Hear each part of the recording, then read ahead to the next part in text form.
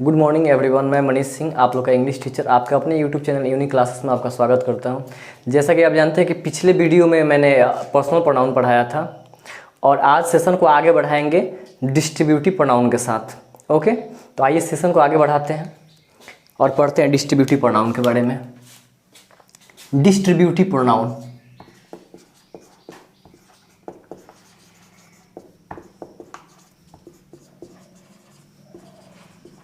तो सबसे पहले ये जानेंगे कि डिस्ट्रीब्यूटिव प्रोनाउन क्या होता है। Okay, distributive pronoun two things हो, टू हो या मोर देन टू हो। ओके, टू हो या मोर देन टू हो।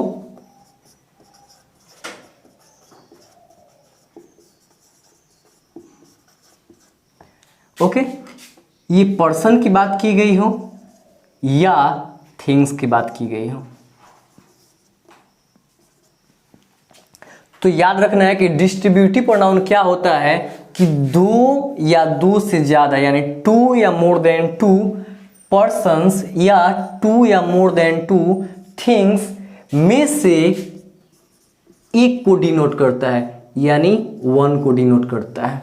ओके, क्या होता है ये कि दो या दो से ज्यादा में से एक को डिनोट करता है। ओके, अब देखेंगे इसमें क्या क्या आता है। तो डिस्ट्रीब्यूटिव प्रोनाउन में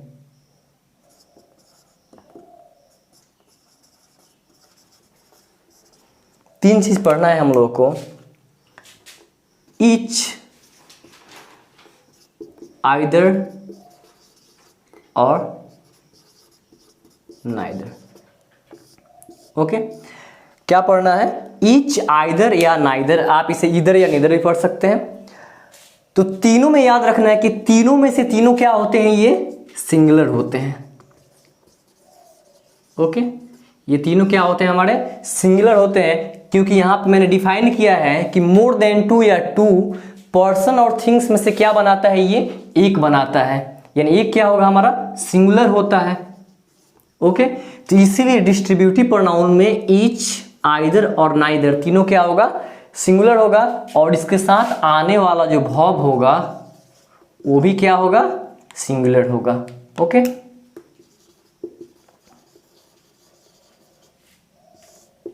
राइट, इसके साथ आने वाला वर्ब भी क्या होगा, हमारा सिंगुलर होगा।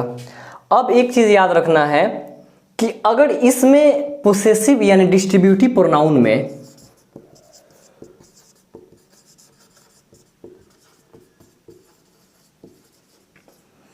डिस्ट्रीब्यूटिव प्रोनाउन में अगर पोसेसिव एडजेक्टिव का प्रयोग करना हो तो क्या होगा और कैसे होगा। ठीक है, हाउ। अगर सेंटेंस लिखा जाए कि each boy has done dash task, his or their। Okay, his और their, तो इसमें क्या होगा, एक बात याद रखना है कि each boy क्या है, हमारा सिंगुलर सब्जेक्ट है। ओके, सिंगुलर सब्जेक्ट है, और यहां पे their पोसेसिव एडजेक्टिव है जो कि किससे बना हुआ है, दे से बना हुआ है। दे सब्जेक्ट से क्या बना हुआ है, हमारा देयर पोसेसिव एडजेक्टिव बना हुआ है, और ये देयर क्या होता है, हमारा प्लूरल होता है। लेकिन यहाँ पे सिंगुलर सब्जेक्ट के लिए यहाँ पे पोसेसिव एडजेक्टिव का प्रयोग करना है तो क्या होगा, हिज का प्रयोग होगा, क्योंकि यहाँ पे सिंगुलर सब्जेक्ट के अकॉर्डिंग ही पोसेसिव एडजेक्टिव का प्रयोग किया जाता है। याद रखना है कि अगर सब्जेक्ट सिंगुलर है, जैसे अगर ही सिंगुलर है तो उसका ऑब्जेक्ट हिम भी क्या होगा, सिंगुलर होगा, उसका पोसेसिव एडजेक्टिव हिज भी क्या होगा, सिंगुलर होगा, या एम्फैटिक हिमसेल्फ भी क्या होगा, सिंगुलर होगा। जैसे दे है हमारा, दे सब्जेक्ट प्लूरल है तो इसका ऑब्जेक्ट भी क्या होगा, प्लूरल होगा, आने वाला possessive adjective their, pronoun theirs और एम्फैटिक देमसेल्व्स क्या होगा, प्लूरल होगा। तो याद रखना है यहाँ पे हमेशा सब्जेक्ट के अकॉर्डिंग लगाया जाता है किसका प्रयोग, पोसेसिव एडजेक्टिव का।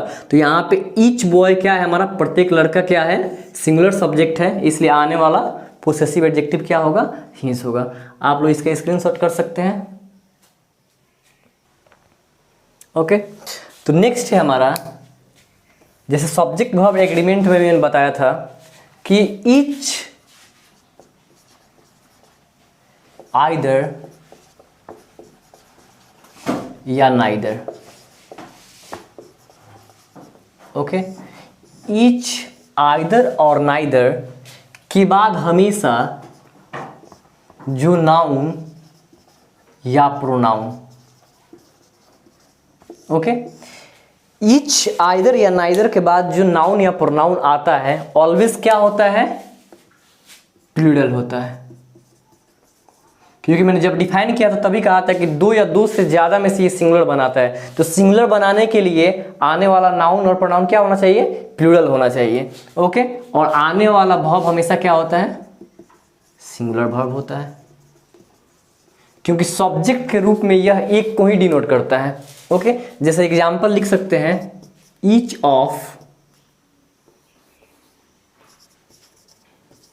Of them has song a song. बिल्कुल इजी एग्जांपल है, ईच ऑफ देम डैश संग अ सॉन्ग, हैज और हैव। ओके, हैज और हैव।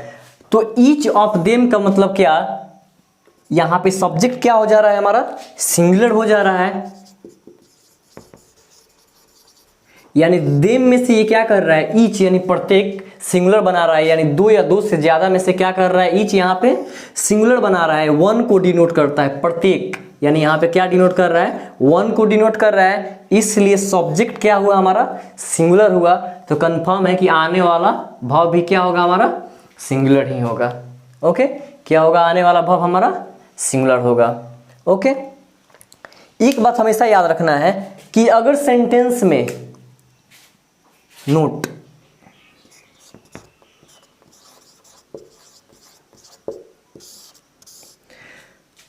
कोई भी सेंटेंस में, किसी भी प्रकार के सेंटेंस में अगर ईच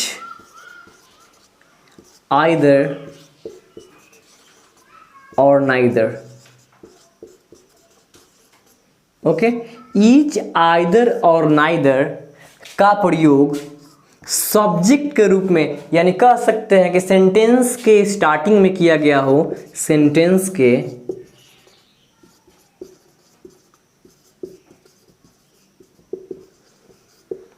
यानी सेंटेंस के शुरू में किया गया हो, स्टार्टिंग में किया गया हो, तो निश्चित रूप से आने वाला जो वर्ब होता है ऑलवेज क्या होता है, सिंगुलर होता है।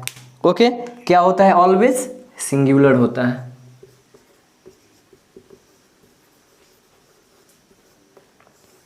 ओके, याद रखना है, फिर से एक बार समझिए कि अगर सेंटेंस के शुरू में, सबसे शुरू में, स्टार्टिंग में ईच या आइदर या नाइदर दिखता है तो आने वाला वर्ब हमेशा क्या होता है, सिंगुलर होता है। इसका कोई एक्सेप्शन भी नहीं है, देयर इज नो एक्सेप्शन, इसका कोई अपवाद नहीं है कि हमेशा कभी प्लूरल भी हो सकता है, ऐसा नहीं होता है। लेकिन इसमें भी एक बात याद रखना है कि मैंने सिर्फ ईच आइदर नाइदर कहा है, ऐसा कहीं ना हो कि आइदर और का प्रयोग किया गया हो या नाइदर नॉर का प्रयोग किया गया हो। तो इस कंडीशन में भी आइदर और नाइदर का प्रयोग सेंटेंस के शुरू में ही किया जाता है, लेकिन देखना होगा कि सिर्फ आइदर नाइदर है तब तो हमेशा क्या होगा, सिंगुलर वर्ब होगा। लेकिन आइदर और नाइदर नॉर रहेगा तो उस कंडीशन में इस यानी सेकंड सब्जेक्ट के अकॉर्डिंग हेल्पिंग वर्ब का प्रयोग होगा। ओके, यानी कहने का मतलब है कि ये जो सब्जेक्ट, ये जो प्लेस है, इस प्लेस पे अगर सिंगुलर सब्जेक्ट होगा तो सिंगुलर वर्ब होगा, अगर प्लूरल सब्जेक्ट होगा तो प्लूरल वर्ब होगा। ओके, तो याद रखना है हमेशा कि अगर सेंटेंस के स्टार्टिंग में ईच आइदर और नाइदर हो, आने वाला वर्ब हमेशा क्या होगा, सिंगुलर होगा। अगर आइदर और नाइदर नॉर हो तो हेल्पिंग वर्ब का प्रयोग हमेशा सेकेंड सब्जेक्ट के अनुसार किया जाता है, क्योंकि ये ब्लैंक्स जो है ये सब्जेक्ट का प्लेस है, ये सब्जेक्ट फर्स्ट का प्लेस है और सब्जेक्ट सेकेंड का प्लेस है। ओके, साथ साथ एक बात और याद रखना है कि आइदर और से मोर देन 2 सब्जेक्ट भी कनेक्ट हो सकते हैं, या नाइदर और नॉर से भी मोर देन 2 सब्जेक्ट कनेक्ट हो सकते हैं, यानी नाइदर ही और राम और मोहन ऐसे हो सकता है। ओके, जरूरी नहीं है कि ये 2 ही सब्जेक्ट इसमें वर्क करेगा। तो अगर 2 से ज्यादा सब्जेक्ट वर्क करता है तो फिर किसके अकॉर्डिंग हम हेल्पिंग वर्ब का प्रयोग करेंगे? ओके, सबसे लास्ट वाला जो सब्जेक्ट होगा जो कि ब्लैंक्स के बिल्कुल नियरेस्ट होगा, उसके अकॉर्डिंग हम वर्ब का प्रयोग कर सकते हैं। ओके, आप इसका स्क्रीनशॉट ले सकते हैं। ओके, साथ ही साथ आप लोग चैनल को ज़्यादा से ज़्यादा सब्सक्राइब कीजिए, शेयर कीजिए, लाइक कीजिए, कमेंट कीजिए और साथ ही साथ बेल आइकन को दबाना ना भूलिए। Okay, thank you.